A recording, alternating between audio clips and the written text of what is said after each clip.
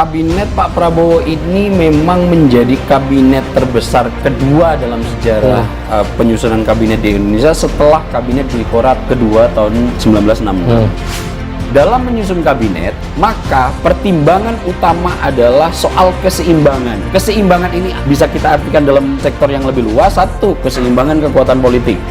Yang kedua, keseimbangan tentang representasi.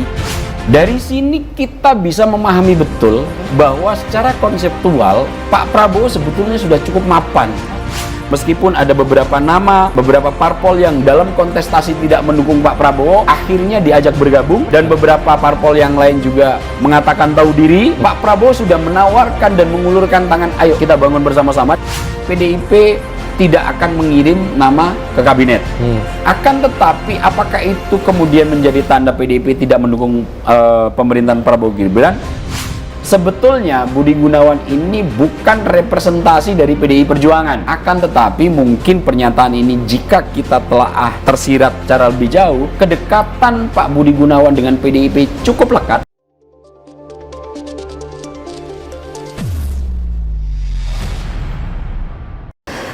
Selamat pagi. Selamat pagi pemirsa Simpo TV. Tentu kami berdua senang sekali dapat kembali hadir menemani Anda dalam spesial event pelantikan Kabinet Merah Putih Prabowo Subianto pastinya untuk periode 2024 hingga 2029. Tentu Arif dan pemirsa sama-sama kita ketahui bahwasanya Prabowo Subianto kemarin malam ya langsung mengumumkan nama-nama Kabinet Merah Putihnya yang kalau kita ketahui cukup banyak, sebanyak 109 kabinet yang disebutkan oleh Prabowo Subianto. Benar sekali. Dan untuk mengulasnya lebih dalam, kita sudah bersama salah satu narasumber kita, yaitu Bang Abdul Hakim MS, selaku Direktur Eksekutif Skala Survei Indonesia, atau biasa kita sapa Bang Aap. Selamat pagi Bang Aap, apa kabar Bang? Selamat pagi Mbak Sally, Mas Aris. Sehat Bang? Alhamdulillah, gimana?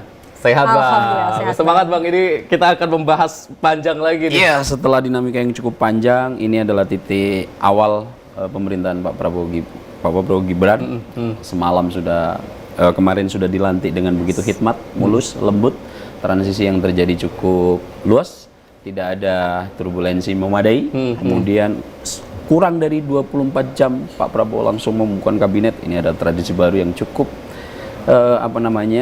membahagiakan bagi saya secara pribadi, karena melihat pertumbuhan dan kedewasaan demokrasi kita sudah begitu menuju ke area mapan. Bang, ini selain pelantikan semalam kan dari proses menuju pelantikan ini kan juga ataupun pengumuman semalam, dari proses menuju pengumuman kan juga cukup singkat. Jadi minggu lalu juga sudah di pemanggilan, kemudian ada pembekalan, dan semalam akhirnya diumumkan nama-nama menteri. Dari proses yang cukup singkat ini Bang, menunjukkan apa Bang? Ya, saya melihat proses yang begitu cepat bisa dilakukan oleh Pak Prabowo dalam melakukan upaya pengelolaan awal di masa pemerintahan 5 tahun ke depan. Ini menjadi bagi saya tanda-tanda yang cukup baik dan bisa memberikan rasa optimisme baru terhadap kita terkait perkembangan dan pembangunan politik serta ekonomi yang ada di Indonesia. Transisi dilakukan dengan lembut. Pak Prabowo dengan begitu leluasa bisa menyusun kabinet dengan cepat, bahkan ketika penguasa secara definitif yang lama masih menjabat sebagai penguasa, Pak Jokowi. Kita tahu yang disebut tadi Mas Aris, prosesnya kalau kita bisa diistilahkan catwalk politiknya pembantu-pembantu Pak Prabowo itu dilakukan sebelum Pak Prabowo sendiri resmi dilantik secara definitif sebagai presiden. Masih Pak Jokowi yang menjadi Presiden Republik Indonesia. Kemudian dari situ Pak Prabowo juga sudah cukup leluasa bisa memberikan pembekalan dengan judul Hambalang Retreat, di mana Pak Prabowo di situ kemudian mencoba memberikan pemahaman apa yang beliau pikirkan tentang Indonesia masa depan di era kepemimpinan beliau.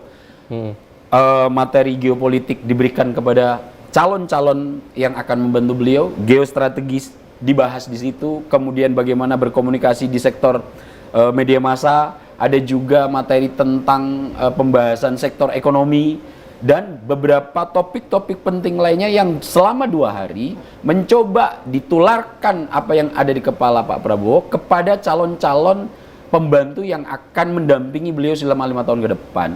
Ini tentu proses yang merupakan tradisi baru di kancah politik nasional kita, karena biasanya presiden terpilih, kalau kita urut dalam kesejarahan, pembentukan kabinet yang akan dilakukan oleh presiden-presiden terpilih biasanya akan menunggu pelantikan resmi, baru kemudian dilakukan parade minimal 1-2 pekan sampai pembantu-pembantu ini secara definitif dilantik oleh presiden terpilih. Akan tetapi di era Pak Prabowo ini agak cukup berbeda, tradisi baru bisa dilakukan dengan cukup cepat, bahkan dimulai sebelum Pak Prabowo sendiri dilantik, dan ini merupakan optimisme baru bagi saya bahwa satu, demokrasi kita sudah mulai tumbuh dengan mapan, ada kebesaran hati dari politisi-politisi kita.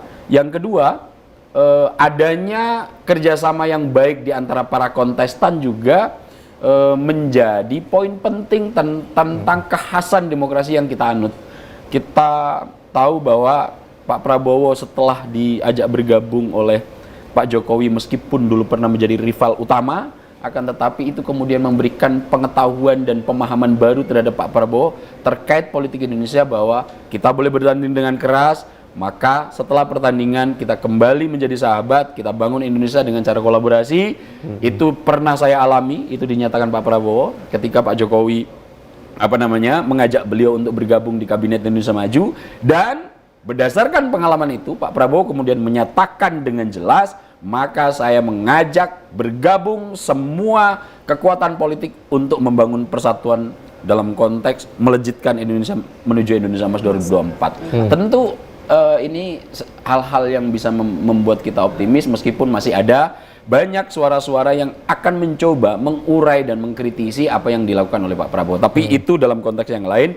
Namun secara garis besar dan gambar besar, apa yang kita lihat kemarin itu sepertinya bisa kita maknai sebagai optimisme baru dalam langkah Indonesia 5 tahun ke depan ini, Mas Aris dan Mbak Selvi.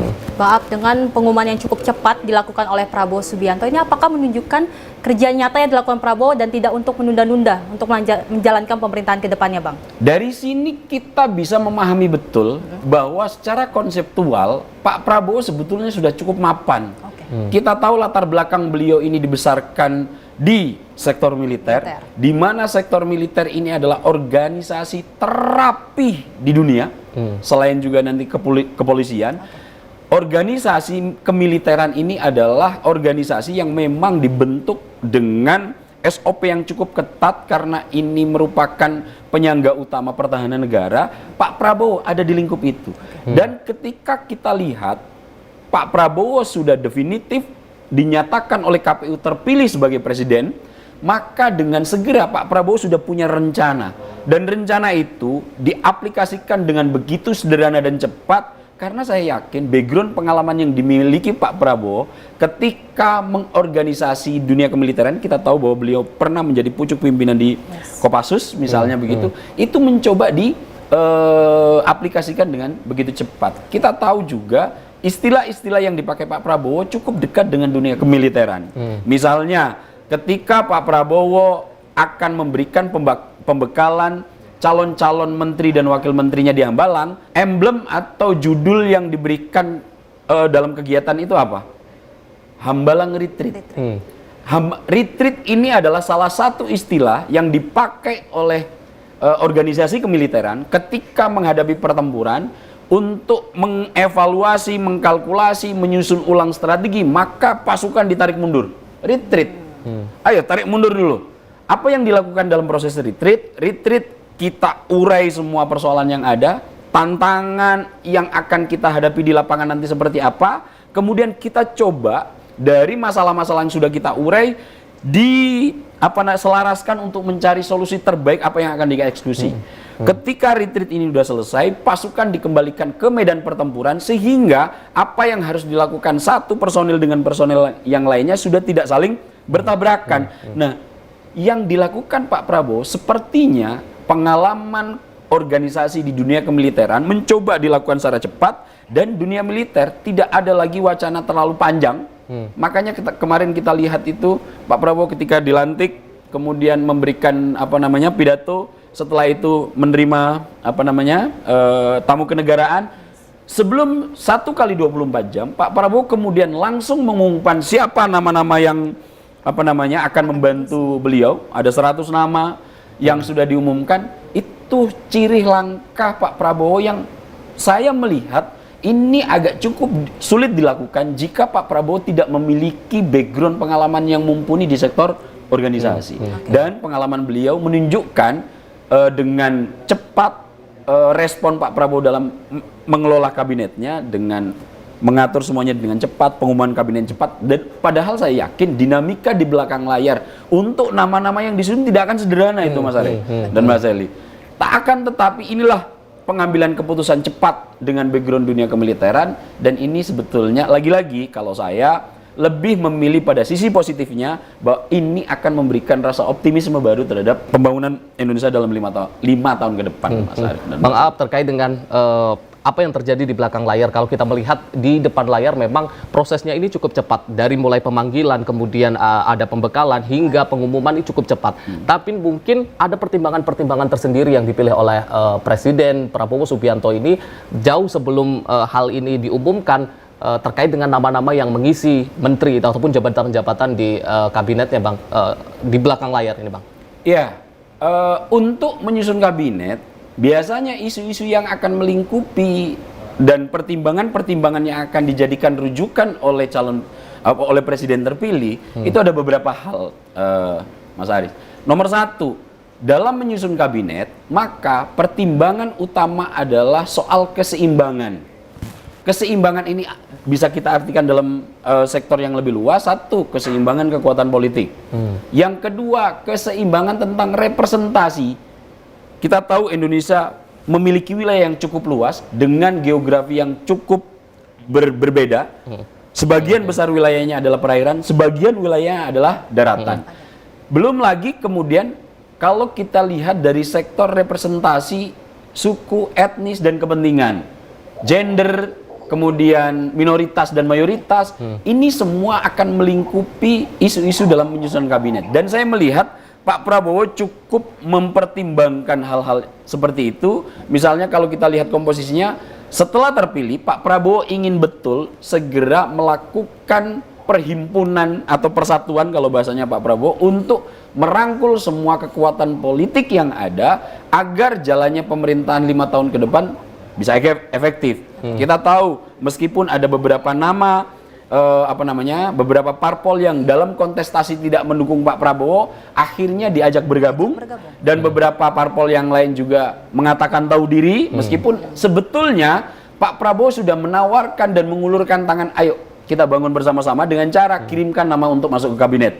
Akan tetapi beberapa parpol menerima untuk tidak mengirimkan nama, akan tetapi beberapa parpol yang lain meskipun ketika Pilpres berkontestasi dengan begitu keras, tetap rela untuk bergabung dalam kontribusi ke koalisi dengan memasukkan nama-nama menteri, Mas Aris dan Mbak Sel. Bang Aap, kalau melihat tadi dari laporan yang disampaikan oleh reporter dari Sinpo TV, Jihan, yang mengatakan bahwasannya hal yang menarik, mungkin sosok yang cukup menarik yang juga menjadi kejutan adalah Mayor Teddy yang kemudian diangkat menjadi sekretaris kabinet. Kalau Bang Aap melihatnya seperti apa, Bang?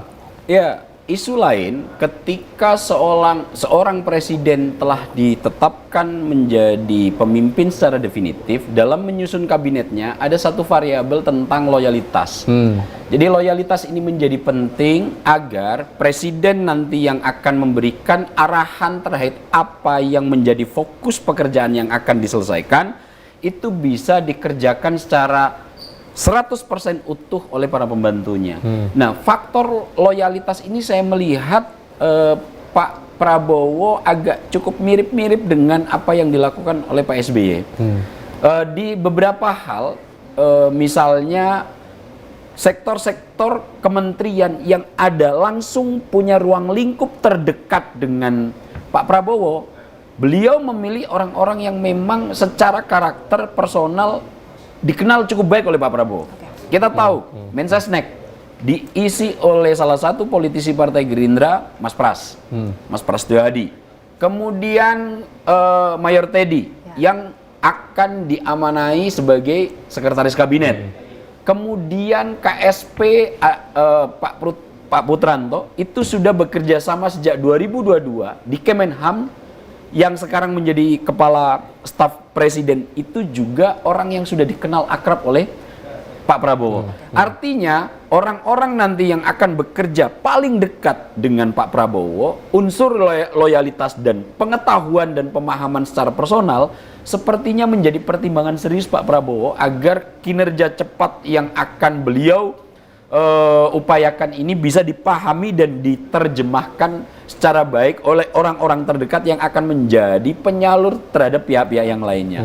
Di sektor ini variabel loyalitas menjadi pertimbangan yang cukup serius Pak Prabowo, meskipun di sana kemudian kita juga agak cukup kaget wakil KSP-nya adalah Mas Kodari yang diumumkan paling akhir kemarin ya. Nah, salah satu isu loyalitas ini saya melihat juga untuk Pak Prabowo melihat dalam penyusunan kabinetnya orang-orang terdekat ini sangat beliau concern gitu, sehingga track record, kemudian kemampuan dan daya jelajah yang sudah dimiliki Pak Prabowo terhadap orang-orang ini akhirnya menjadikan seperti Mayor Teddy. Dari bangun tidur sampai bekerja mungkin bisa hampir 24 jam sampai tidur lagi. Mayor Teddy paham betul apa yang dibutuhkan oleh Pak Prabowo. Ketika ini kemudian Mayor Teddy diberikan kepercayaan untuk menjadi sekretaris kabinet, tentu ini saya bisa memahami secara konseptual kalau kita pandang dari sisi loyalitas. Oke, Bang Aap, kita lanjutkan pembahasannya Bang. Tadi seperti laporan dari Jihan Nabila ini bahwasanya memang setelah pelantikan ada pelatihan militer ataupun pelatihan untuk para menteri di Magelang nantinya. Apakah ini termasuk bisa dikaitkan dengan background Pak Prabowo yang seperti Bang Aap katakan bahwa backgroundnya adalah militer? Ya, pendekatan Pak Prabowo dalam menyusun dan mengeksekusi kabinet serta langkah-langkahnya, kalau kita lihat sistematisasi dan strukturnya mirip betul dengan pendekatan yang biasa beliau alami di dunia kemiliteran. Jadi dunia militer itu perencanaan menjadi segala-galanya. Itu kenapa saya bisa sangat memahami Pak Prabowo kemudian memilih istilah untuk memberikan pembekalan adalah Hambalang Retreat, kemudian nanti ada Magelang Retreat.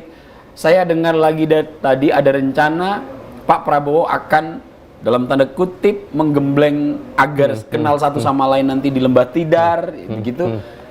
Pendekatan-pendekatan ini saya melihat memang background Pak Prabowo, pemahaman terkait struktur organisasi banyak dipengaruhi oleh dunia kemiliteran. Akan tetapi, apakah ini menjadi hal yang baik? Lagi-lagi saya kemukakan bahwa pendekatan organisasi, terapi terbaik dan termodern di dunia saat ini adalah adanya di dunia kemiliteran. Perencanaan menjadi hal segala-galanya, akan tetapi eksekusi terhadap personel-personel nanti yang akan melakukan apa yang diidamkan dan diwacanakan juga menjadi variabel penting lainnya. Itu kenapa kemudian saya bisa memahami ketika Hambalang Retreat, kemudian nanti dilanjutkan dengan Magelang Retreat, ada pelatihan nanti di Lembah Tidar untuk saling kenal antara satu dengan yang lain. Baik, Bang Aap, ada banyak momen-momen unik yang ada di pelantikan tadi, Bang Aap. Salah satunya adalah kehadiran dari Luhut Binsar Panjaitan, yang mana pada semalam saat pengumuman ini namanya memang belum ada, tapi ini tadi justru ada dan dilantik sebagai Ketua Dewan Ekonomi Nasional. Bang Aap sendiri bagaimana Bang tanggapannya Bang? Ya, di beberapa rute yang dilakukan oleh Pak Prabowo terkait penyusunan kabinet beliau, saya melihat memang ada banyak unsur yang cukup mengagetkan gitu. Kalau attention grabbing kalau dalam istilah marketing begitu, sesuatu yang menarik perhatian yang awalnya tidak ada, kemudian misalnya sosok-sosok seperti Pak Luhut Binsar Panjaitan yang ternyata hadir dalam pelantikan dan didaulat menduduki posisi ketua KEN gitu, Ketua Dewan Ekonomi Nasional. Tentu ini juga menjadi salah satu kekhasan atau kejutan yang dalam parade panjang selama 2 pekan terakhir, nama beliau tidak muncul dan beredar di publik sama sekali. Akan tetapi pas momentum puncak pelantikan beliau hadir. Akan tetapi kalau saya lihat runutnya, kenapa beliau masih diminta Pak Prabowo untuk membantu dalam kabinet, saya cukup bisa memahami pengalaman beliau. Selain beliau ini adalah senior dari Pak Prabowo, beliau ini adalah salah satu komandan ketika di dunia kemiliteran, pun pengalaman 10 tahun selama mendampingi Pak Jokowi dalam rute pembangunan ekonomi nasional sepertinya masih kontribusinya diharapkan oleh Pak Prabowo dengan pengalaman yang menumpuk ada di diri Pak Luhut bin Sarpanjaitan. Hal-hal seperti ini mungkin akan kita lihat peran seperti apa nanti yang akan dimainkan Pak Luhut, meskipun namanya tidak banyak beredar selama 2-3 pekan terakhir ketika pembahasan pelantikan presiden dan susunan kabinet ini mencuat ke permukaan, akan tetapi tiba-tiba di ujung pelantikan Pak Luhut ternyata masih cukup dibutuhkan dalam konteks membantu pemerintahan Pak Prabowo Gibran selama 5 tahun ke depan. Ini juga tentu menjadi variabel-variabel unik yang akan membuat publik kembali menoleh terkait penyusunan Pak Prabowo. Ya, walaupun kita ketahui Bang, Luhut sempat mengatakan bahwasanya tidak mau lagi menjadi menteri, tapi pas kita lihat ternyata ia menerima tawaran dari Pak Saya Subianto. yakin peran Pak Prabowo dalam merayu dalam tanda kutip Pak Luhut agar tetap berkenan untuk berkontribusi dalam pemerintahan di lingkar dalam kekuasaan tentu menjadi variabel serius kenapa kemudian Pak Luhut masih berkenan untuk menerima tugas dan amanah dari presiden terpilih. Saya yakin kedekatan personal bisa meluluhkan Pak Luhut untuk tetap bisa berkontribusi dalam lingkar kekuasaan sehingga eksekusi program yang akan direncanakan sebagai upaya keberlanjutan yang sudah dirintis oleh Presiden Jokowi selama 10 tahun terakhir itu bisa lebih cepat dan lebih lancar untuk dilaksanakan oleh Pak Prabowo. Bang, kalau kita berbicara terkait dengan Dewan Ekonomi Nasional yang saat ini dijabat oleh Pak Luhut ini, apakah ini lembaga baru atau seperti apa Bang? Atau sebelum-sebelumnya memang sudah ada ini lembaga Sebetulnya ini, Bang? lembaga ini sudah ada. Kemudian lembaga ini punya peran sentral dalam konteks kita yang akan melakukan industrialisasi, artinya hilirisasi itu bahasa lainnya adalah industrialisasi, bahwa kita akan mencoba untuk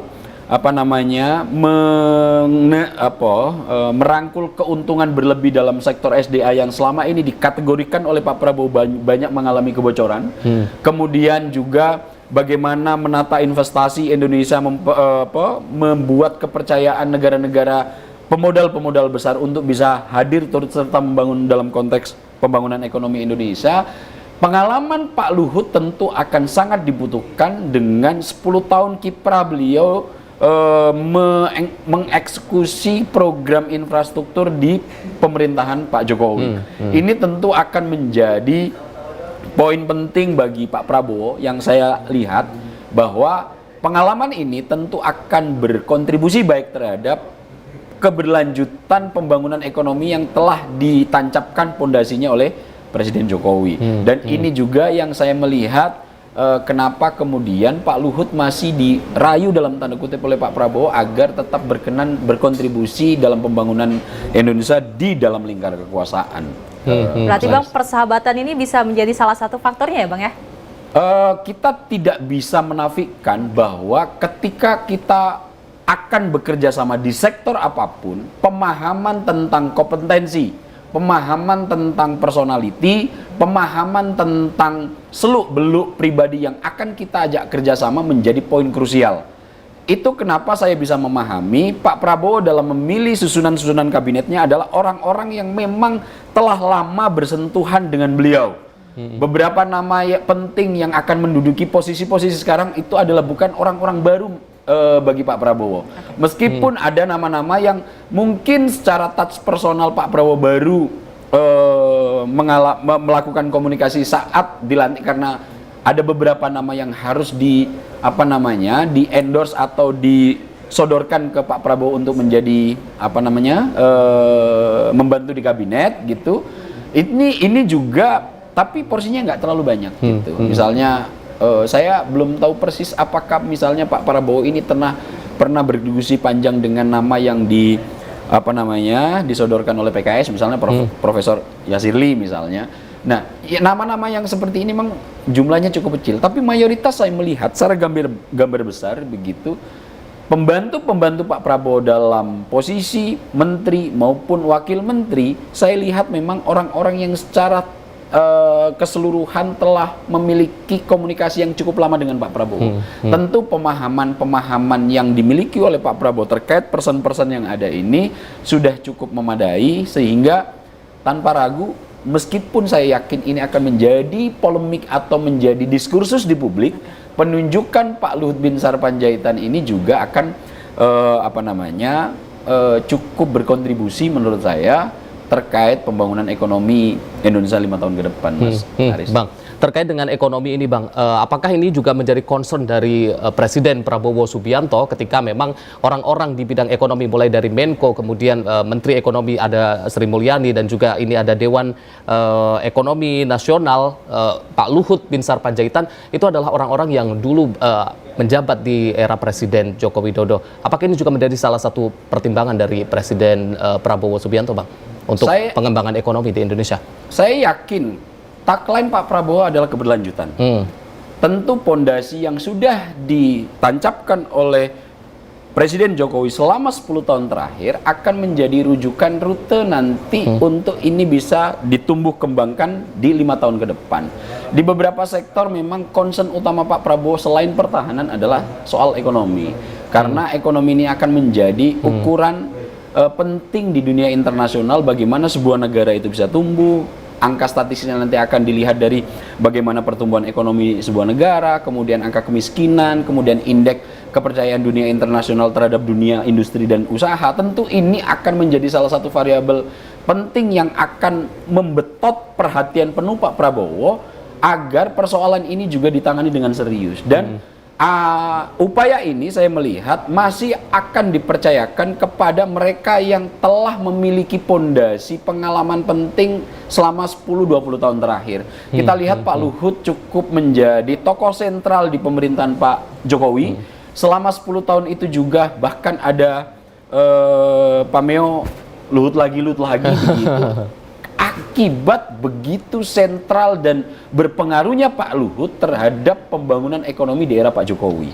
Ini juga nanti saya yakin menjadi diskursus dan polemik baik di media massa maupun di publik dan di dunia akademis. Akan tetapi kalau saya melihat secara pribadi, apa yang dilakukan Pak Prabowo ini berupaya keberlanjutan yang akan dikomitmenkan Pak Prabowo ini terus dilakukan sehingga pondasi-pondasi yang sudah ditancapkan dan dilakukan oleh Pak Jokowi selama 10 tahun terakhir bisa berlakukan dan dilanjutkan lagi. Berarti melihat situasi global saat ini, Bang, orang-orang berkompeten yang akhirnya dipilih lagi nih termasuk salah satu alasan juga ya, Bang, ya? Ya, kalau kita lihat dalam konteks pertahanan, misalnya Pak Syafri Samsudin yang saat ini menduduki posisi Menteri Pertahanan adalah orang yang dikenal sangat baik oleh Pak Prabowo. Sehingga situasi global misalnya dalam sektor keamanan, tentu kemampuan Pak Syafri Samsudin di dunia kemiliteran, dalam pemahaman geopolitik global, dalam situasi yang sangat mengguncangkan saat ini, bahkan ada yang memprediksi setelah perang yang ada di Timur Tengah, yang saat ini juga masih terjadi di Rusia dan Ukraina, tidak dalam waktu yang lama akan bergeser ke daerah Laut Cina Selatan. 5 negara yang saat ini sedang berkonflik terus juga eskalasinya memanas, dan saya yakin nanti seandainya situasi ini tidak segera bisa diredakan oleh dunia internasional, lambat laun rambatan eskalasi ini juga akan sangat mempengaruhi posisi Indonesia.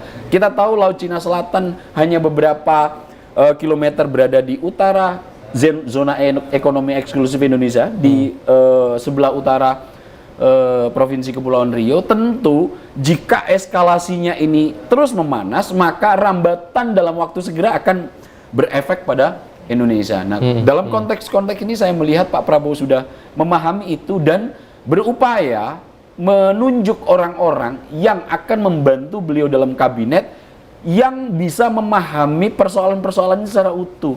Nah, inilah yang kemudian kenapa Pak Prabowo begitu besar dan banyak menyusun kabinet, karena sepertinya Pak Prabowo ingin secara spesifik persoalan-persoalan itu bisa didelegasikan dengan sempurna sehingga persoalan-persoalan ini nanti bisa diatasi secara sektoral dan secara lebih detail, Mas Aris dan Mbak Sel.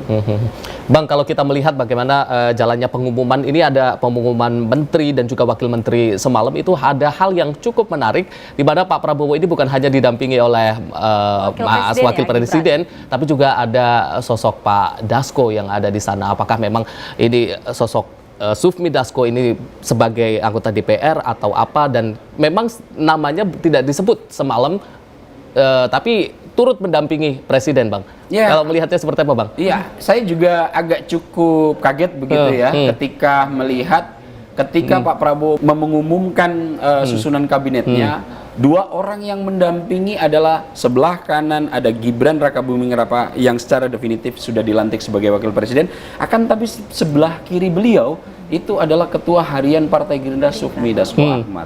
Ini juga cukup menarik.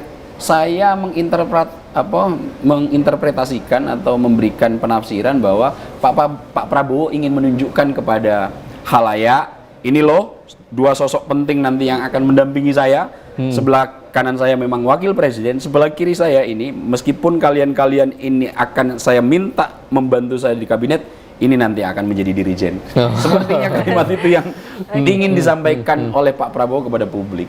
Memang seberapa penting Bang Dasko ini dalam penyusunan kabinet di Merah Putih? Kalau kita lihat rute ya, orang terpenting Pak Prabowo selain Pak Muzani dan orang-orang yang sekarang ditunjuk di pos-pos kelembagaan yang cukup dekat dengan Pak Prabowo, sosok Sufmi Dasko Ahmad ini adalah tokoh yang cukup berperan sentral terkait Pak Prabowo. Sejak Pak Prabowo berhasil berkomunikasi dengan Pak Jokowi, kemudian Pak Prabowo dengan kerendahan hati menerima tawaran Pak Jokowi untuk bergabung di pemerintahan, tokoh sentral yang bisa membidani itu ada dua nama. Nama pertama adalah Sufmi Dasko Ahmad, yang kedua adalah Budi Gunawan yang tadi pertama kali disebut dalam susunan pelantikan kabinet. Nomor dua, sentral dari peran Sufmi Dasko Ahmad adalah ketika Pak Prabowo secara definitif ditetapkan oleh KPU untuk menjadi presiden terpilih, ketua transisi yang akan menjembatani dari Pak Jokowi ke Pak Prabowo adalah Sufmi Dasko Ahmad. Peran sentral ini kemudian dielaborasi dengan kerja senyap, tidak banyak mengeluarkan statement-statement ke publik, dan yang menarik dari Sufmi Dasko Ahmad adalah ketika mengeluarkan statement selalu bisa menjadi rujukan untuk itulah yang akan terjadi. Dia sosok yang tidak banyak melakukan komentar-komentar yang secara faktual nanti akan berbeda 90 derajat. Sosok Sufmi Dasko Ahmad ini saya lihat di peran sebagai kepala transisi dari Pak Jokowi ke Pak Prabowo dikerjakan dengan begitu baik, dan kemarin akhirnya Bang Dasko yang biasa disapa Bang Dasko, Sufmi Dasko Ahmad menyatakan tugas gugus tim transisi selesai.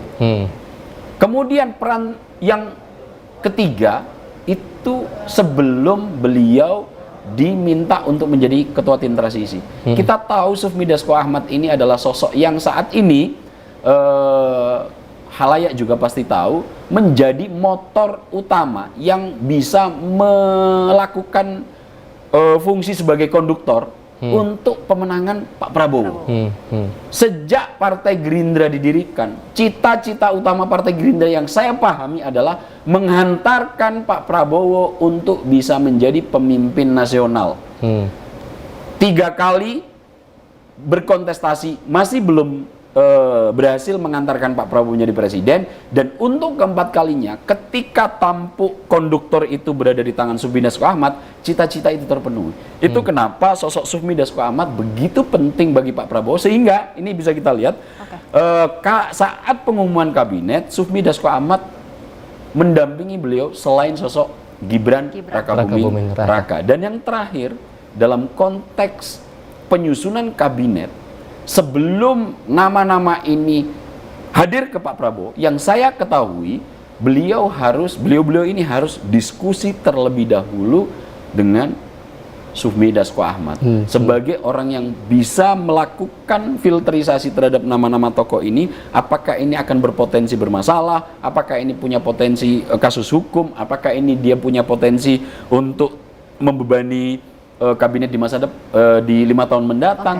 Itu semua yang saya ketahui harus berkomunikasi terlebih dahulu dengan Sufmi Dasko Ahmad. Nah, peran-peran sentral ini saya tidak begitu heran meskipun agak terkejut begitu ya. Hanya dua orang ini yang kemudian ditampilkan Pak Prabowo mendampingi pengumuman kabinet yang akan membantu beliau. Namun secara tersirat saya bisa menafsirkan bahwa saat ini orang terpenting selain Mas Gibran sebagai wakil presiden di lingkar utama Pak Prabowo adalah namanya Sufmi Dasko Ahmad. Dan ya saya melihat memang meskipun beliau ini sosok yang bekerja dengan senyap, tapi mirip-mirip dengan Pak Prabowo. Cepat bekerja, cepat ngambil keputusan, meskipun dinamika dan persoalan yang sedang dihadapi itu tidak sederhana, akan tetapi keberanian dalam mengambil keputusan, sama seperti Pak Prabowo ini dalam mengumumkan kabinetnya, tiba-tiba belum ada nama Pak Luhut kemarin, sekarang ada nama, saya yakin ini di belakang layar karena ada dinamika. Akan tetapi background militer yang biasa mengambil keputusan cepat di tengah dinamika dan polemik yang terjadi sudah sepertinya cukup mapan berada di karakter Pak Prabowo. Dan Sufmi Dasko Ahmad yang saya ketahui mirip-mirip seperti itu.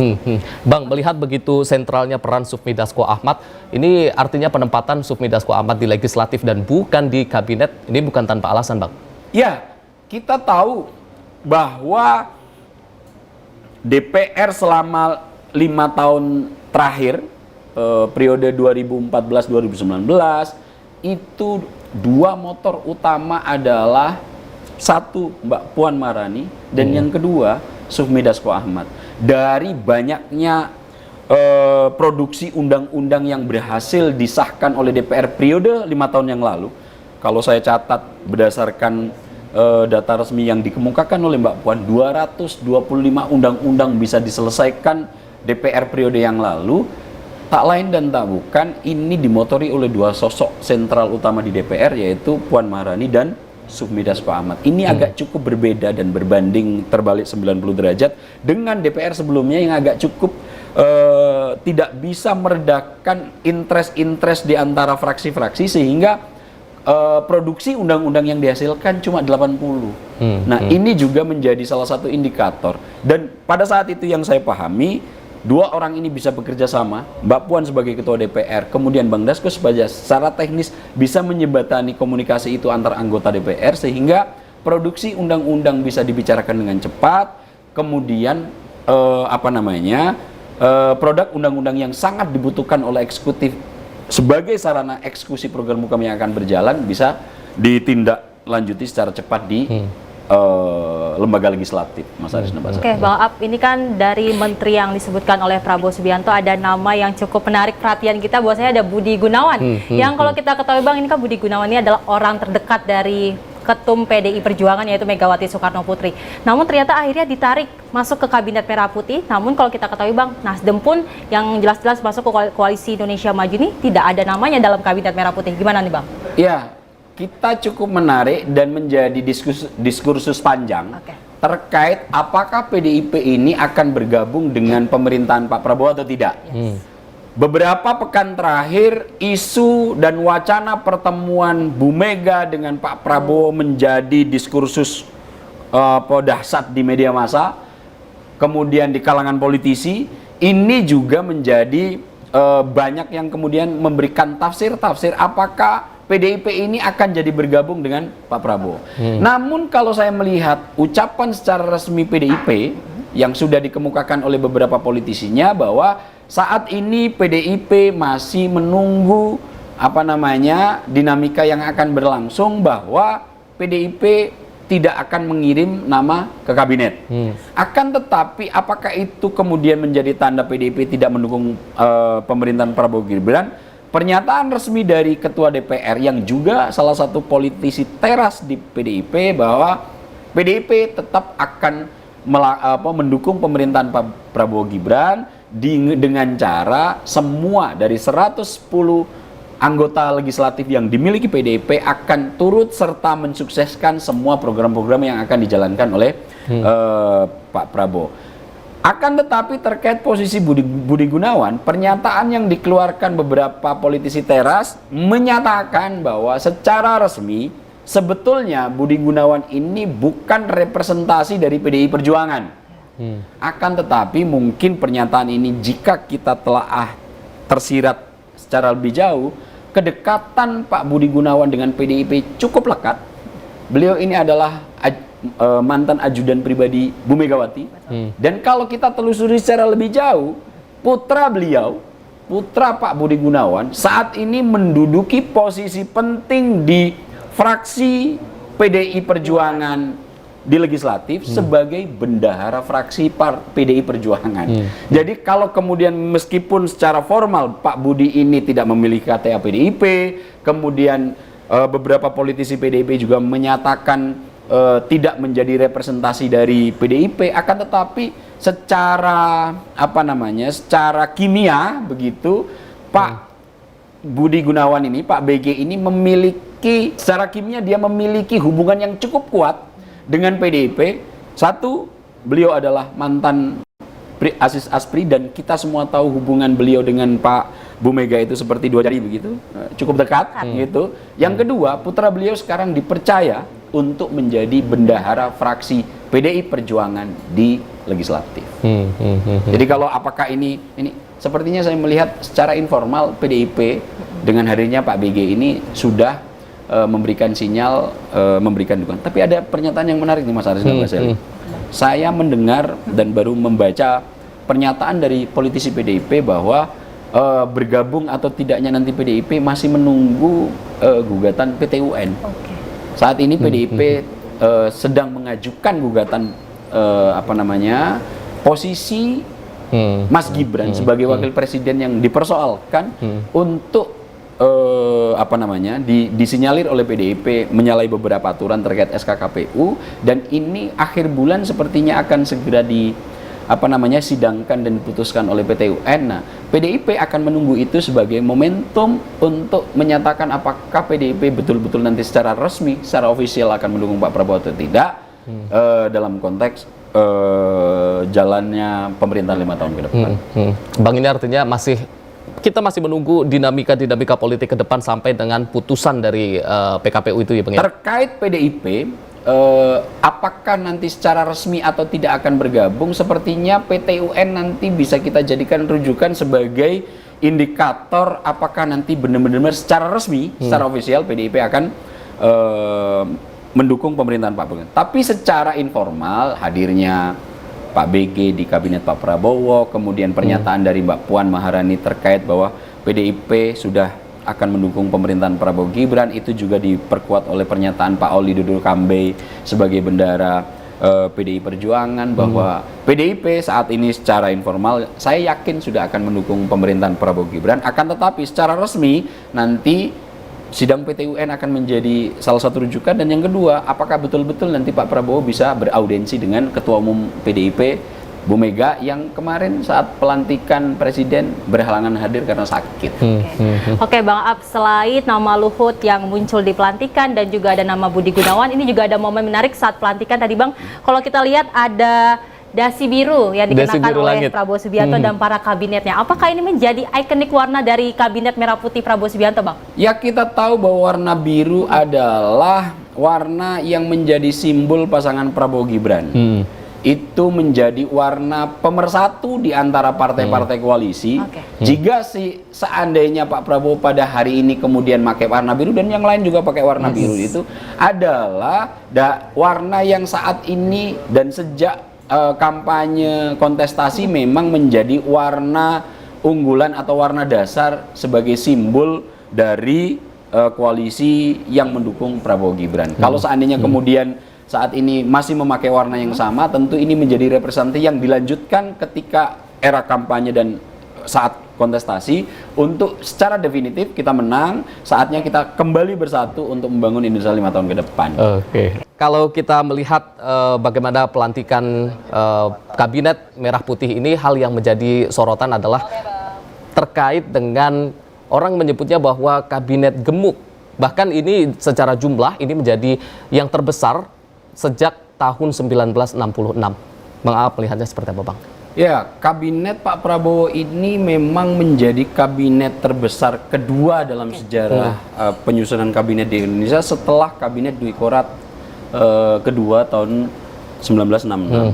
Pada waktu itu kabinet terbesar yang pernah dimiliki oleh Indonesia dalam membantu presiden dilakukan oleh Presiden Soekarno ketika Pak Karno dalam situasi politik yang begitu tidak nyaman. Pak Karno kemudian mencoba untuk membuat kompromi atau koalisi yang begitu besar dengan mewadahi semua aspirasi dan kepentingan dari parpol-parpol yang ada, sehingga susunan kabinet Pak Presiden Soekarno di kabinet Dwi Korat kedua itu jumlahnya hampir, kalau nggak salah saya tadi sempat mencatat 130 orang. Jadi kabinet inilah yang pernah terjadi yang terbesar di Indonesia, dan kemudian untuk kabinet Pak Prabowo ini menjadi terbesar kedua setelah kabinet Dwi Korat kedua. Kabinet Dwi Korat pernah 3 kali. Di Dwi Korat pertama jumlahnya tidak begitu banyak, kedua begitu banyak sampai 130 orang, kemudian menyusun menjadi 72 di Dwi Korat ketiga, dan usia kabinet Dwi Korat kedua ini memang tidak panjang, hanya sekitar 3 bulan kalau nggak salah. Yang kemudian itu menimbulkan eskalasi dan detik-detik akhir adanya transisi kekuasaan dari Presiden Soekarno ke Presiden Soeharto. Kemudian untuk kabinet kedua yang terbanyak adalah Pak Prabowo. Kalau saya melihat rute jumlah kabinet yang pernah ada sejak Presiden Soekarno sampai ke Pak Prabowo, memang jumlahnya antara 34, 32, paling banyak ada 44 ketika zaman Orde Baru di kabinetnya Presiden Soeharto. Nah, memang Pak Prabowo menyusun kabinet dan melantik kabinetnya pada saat ini jumlahnya memang sangat besar, dan mungkin Pak Prabowo memiliki alasan-alasan khusus terkait hal itu, Mas Aris.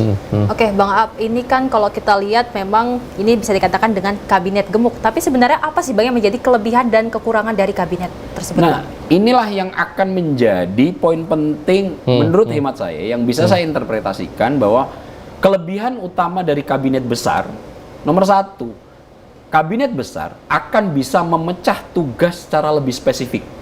Delegasi program akan bisa dikhususkan kepada person-person tertentu, sehingga pengeksekusian program yang dijalankan bisa lebih sempurna. Karena detailing dan uraian programnya akan lebih spesifik dilakukan oleh person per person.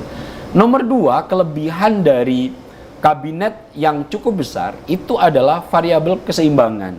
Semua pasti ketika kabinet itu membesar akan dapat mewadahi secara lebih leluasa kekuatan politik yang ada, sehingga ketika semua kekuatan politik ini bisa dirangkul menjadi satu di kabinet pemerintahan yang akan sedang berjalan, dan ini adalah cita-cita Pak Prabowo, menghasilkan dampak terhadap potensi terjadinya stabilitas politik nasional.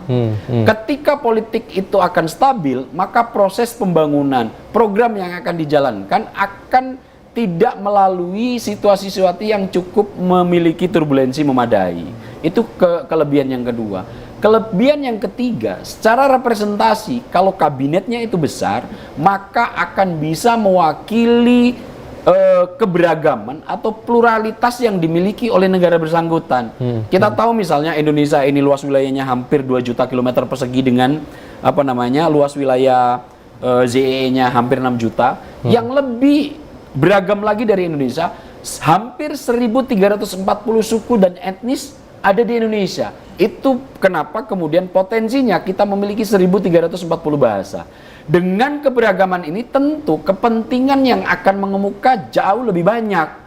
Dan ketika susunan kabinet itu bisa dilakukan secara lebih gemuk, maka representasi dari suku, kita lihat ada yang dari Indonesia Timur, ada yang dari Jawa, ada yang Sumatera, Kalimantan, Sulawesi, semua bisa terwakili. Representasi itu akan kemudian memberikan potensi terhadap terwadahinya semua aspirasi-aspirasi dari pluralisme yang ada. Dan yang terakhir tentu ini akan memberikan dampak baik terhadap situasi antisipasi ketika krisis terjadi. Jadi besarnya kabinet akan lebih mudah suatu pemerintahan itu bisa menghadapi krisis atau pandemi yang akan menghantam. Dan ini sudah bisa dibuktikan dalam 10 tahun terakhir. Ketika Pak Prabowo bergabung dengan Pak Jokowi, pandemi yang banyak meluluhlantakkan banyak negara bisa kita atasi dengan begitu baik. Kita tidak terdampak, iya, tapi kemudian apakah ini membuat Indonesia terjerembab? Tidak. Kemudian kemarin situasi krisis ekonomi yang banyak mengalami negara-negara yang bahkan membuat beberapa negara tetangga kita harus jatuh tingkat resesi yang lebih dalam. Indonesia mampu menghadapinya. Koalisi besar karena nanti berpotensi tidak akan menimbulkan kegaduhan politik yang memadai, maka kemampuan untuk bertahan dari serangan krisis dan pandemi lebih kuat untuk bisa dilakukan. Akan tetapi di samping kelebihan ini juga kabinet yang besar akan memiliki kelemahan yang cukup mendasar, Mbak Sally dan Mas Aris. Nomor satu misalnya, kabinet yang besar tentu akan berimplikasi dengan besarnya biaya yang akan diperlukan untuk mengelola kabinet itu. Nomor dua, biasanya akan terjadi tumpang tindih program kebijakan yang melingkupi oleh kabinet yang besar. Biasanya ini dipicu oleh kepentingan lembaga A dengan kepentingan lembaga B yang kadang-kadang untuk disinkronkan agak terlalu sulit, maka ini biasanya berpotensi untuk bisa kabinet yang besar ini bisa dilalui secara baik. Yang ketiga, kabinet yang besar ini punya potensi besar untuk selalu gaduh. Itu kenapa usia di kabinet Dwi Korah kedua yang jumlahnya sampai 132, usianya nggak panjang. Karena benturan kepentingan dari antara satu lembaga dengan lembaga yang lain itu cukup kuat sehingga Pak Presiden Soekarno waktu itu harus mengambil keputusan untuk merevisi kembali jumlah kabinetnya sehingga kalau nggak salah tinggal 72 begitu. Nah, ini kelemahan-kelemahan yang dimiliki oleh kabinet yang besar. Akan tetapi saya melihat kabinet besar itu akan sangat terkait dengan bagaimana nanti Pak Prabowo dalam mengelola dan menjadi konduktor terhadap semua lembaga-lembaga yang beliau susun.